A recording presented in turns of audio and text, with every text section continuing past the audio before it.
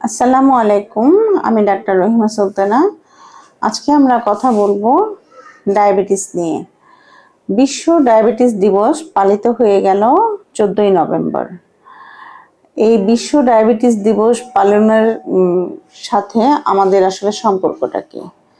আমরা অবস্টেট্রিশিয়ানরা এখন অনেক বেশি পাচ্ছি ডায়াবেটিস রোগীগুলো, যারা প্রেগনেন্ট অবস্থায় ডায়াবেটিস নিয়ে আসেন অথবা যারা প্রেগনেন্ট হতে চান কিন্তু তাদের আগে থেকেই ডায়াবেটিস আছে। সেজন্য মেডিসিন বা এন্ডোক্রাইনোলজির ডাক্তারদের সাথে সাথে আমরাও ডায়াবেটিসের বিষয়টা অনেক গুরুত্ব দিয়ে দেখছি। এবং ডায়াবেটিস নাই এরকম ফ্যামিলি পাওয়াটাই অনেক বেশি মুশকিল। এখন প্রায় প্রতি ঘরে ঘরে ডায়াবেটিস। সেজন্য আমাদেরকে ডায়াবেটিসের ব্যাপারে সচেতন হতে হবে, তা না হলে আমাদের ভবিষ্যৎ আরো বেশি খারাপ। তো আমরা ডায়াবেটিসটা কেন হয় এটা একটু জেনে নেই।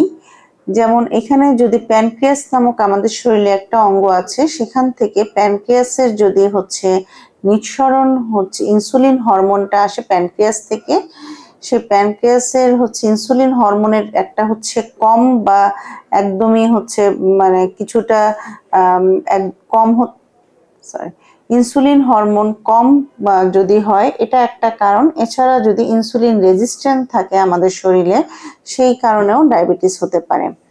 ইনসুলিন কম যারা, তাদেরকে আমরা বলি টাইপ 1। এছাড়া ইনসুলিন যারা রেজিস্ট্যান্ট, যেমন ওবেসিটি বা লাইফস্টাইলের কারণে যেটা হয়ে থাকে, বা স্থূলতা, এছাড়া আমরা বসে বসে স্যাডেন্টারি লাইফস্টাইল, বা যারা গিয়ে দৌড়াদৌড়ি করে না বা কোনো ফিজিক্যাল ওয়ার্ক করে না, তাদের ক্ষেত্রে যেটা হয় ইনসুলিন রেজিস্ট্যান্ট। এছাড়া কিছু ডিজিজের ক্ষেত্রেও দেখা যায় ডায়াবেটিস থাকে, যেমন পিসিও বা বিভিন্ন মেটাবলিক ডিসঅর্ডারের সাথে এটা অনেকটা রিলেটেড থাকে। এখন এই ডায়াবেটিসের সাথে কিসের সম্পর্ক গর্ভবতী নারীদের? এটাই সম্পর্ক, যদি ডায়াবেটিস অনিয়ন্ত্রিত অবস্থায় থাকে, সেক্ষেত্রে গর্ভস্থ ভ্রূণ জন্মগত ত্রুটি নিয়ে জন্মাতে পারে, অথবা তার ভ্রূণটা যে গর্ভে যে ভ্রূণটা আসবে সেটাতে দেখা যায় যে ব্লাইটেড ওভাম বা গর্ভথলি আছে অথচ ওটার ভিতরে ভ্রূণ নাই, এরকম পাওয়া যেতে পারে। অথবা যে বাচ্চাটা গর্ভে বড় সে স্থূলতা বেড়ে যেতে পারে, মানে বাচ্চাটা ম্যাক্রোসোমিক বেবি হতে পারে। তারপরে পলিহাইড্রামনিয়াস বা যেটা নাকি অ্যামনিওটিক ফ্লুইড বা থাকে, সেটার পরিমাণ বেড়ে যেতে পারে। পরবর্তীতে যদি অনিয়ন্ত্রিত থাকে, অনেক সময় ভাস্কুলার ডেফিসিয়েন্সি হলে সেখানে আইউজিআরও হতে পারে।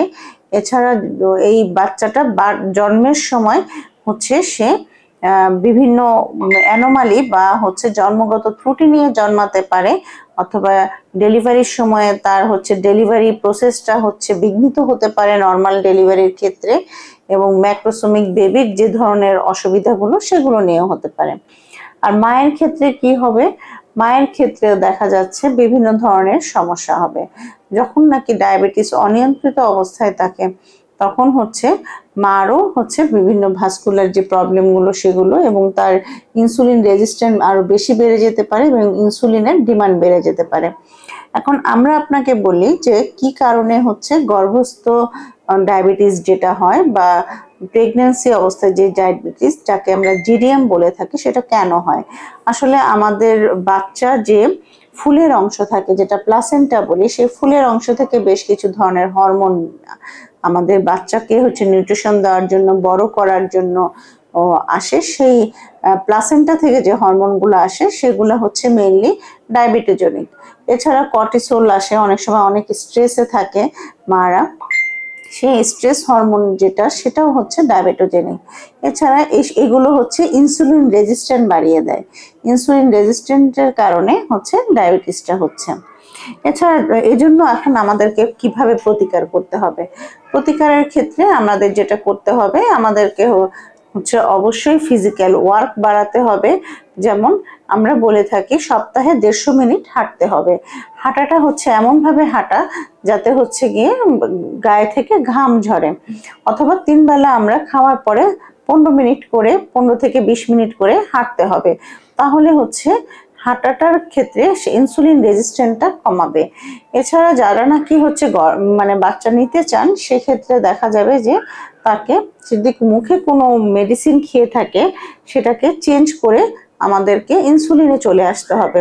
অনেক রোগী আসলে ভয় পায়। কি ভয় পায়? যে একবার যদি আমরা ইনসুলিন শুরু করি তাহলে কি সারা জীবন আমাদেরকে ইনসুলিন নিতে হবে কিনা। কিন্তু এটা আসলে তাদের ভুল ধারণা। এটা ইনসুলিনটা আমরা প্রেগন্যান্ট অবস্থায় নেব, যাতে ইনসুলিনটা হচ্ছে বাচ্চার শরীরে যায় না, সেটা হচ্ছে মার শরীরেই থাকে। সেজন্য হচ্ছে বাচ্চা গর্ভস্থ যে ভ্রূণ বা বেবি থাকে তার কোনো ধরনের শারীরিক ত্রুটি হয় না। কিন্তু যদি আমরা হচ্ছে যে মেডিসিনগুলো আমরা ডায়াবেটিস অবস্থায় আমরা দিয়ে থাকি, অ্যান্টি ডায়াবেটিক যে মেডিসিনগুলো থাকে বা ড্রাগ, সেগুলো হচ্ছে প্লাসেন্টা ক্রস করে বাচ্চার শরীরে যায় এবং বাচ্চার শরীরের যে প্যানক্রিয়াস যে সেলগুলো আছে সেগুলো চেঞ্জ করে ফেলে এবং এগুলোকে বড় করে ফেলে, ফলে বাচ্চা আরো ম্যাক্রোসোমিক বেবি বা অনেক বড় হয়ে যায়।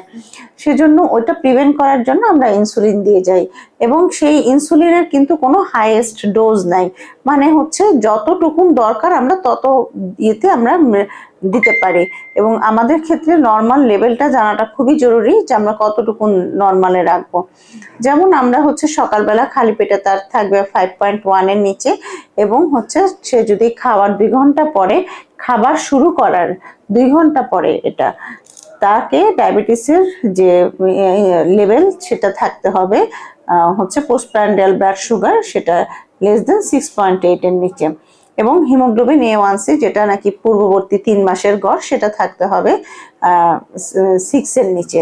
তাহলে দেখা যায় যে আমরা গড়ে মানে 5, 6, 7 এটা রোগীদের বুঝার স্বার্থে আমরা বলে দিই যে তার সকালে ফাস্টিং থাকতে হবে 5, তার হচ্ছে টুয়ার্ডস আফটার যেটা ব্রেকফাস্ট অথবা টুয়ার্ডস আফটার লাঞ্চ অথবা টুয়ার্ডস আফটার ডিনার যেটা থাকতে হবে সেটা থাকতে হবে হচ্ছে 7, এবং তার যে হিমোগ্লোবিন A1C সেটা থাকতে হবে 6। তাহলে রোগীরা সহজ করে এটা বুঝতে পারবে তার কত ডায়াবেটিস থাকতে হবে।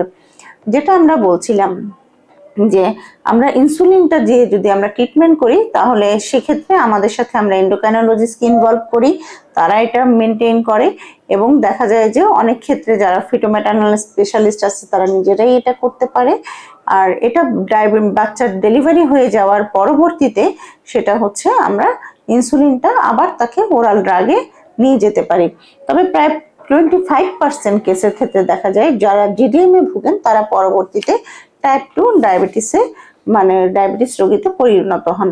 সেজন্য অবশ্যই আমাদেরকে যেটা করা লাগবে, আমাদেরকে হচ্ছে খাবারের নিয়ন্ত্রণের সাথে সাথে আমাদেরকে ফিজিক্যাল ওয়ার্ক বাড়াতে হবে। ডায়াবেটিস যেহেতু অনেক মহামারী আকারে আমাদের সামনে চলে এসেছে, সেজন্য আপনাদের এখানে এটা নিয়ে অনেক ধরনের প্রশ্ন থাকতে পারে আপনাদের মনে।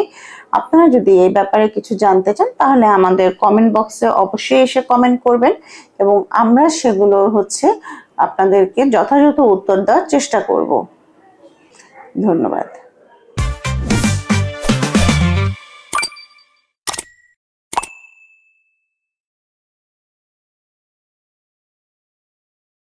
অবশ্যই এসে কমেন্ট করবেন এবং আমরা সেগুলোর হচ্ছে আপনাদেরকে যথাযথ উত্তর দেওয়ার চেষ্টা করব।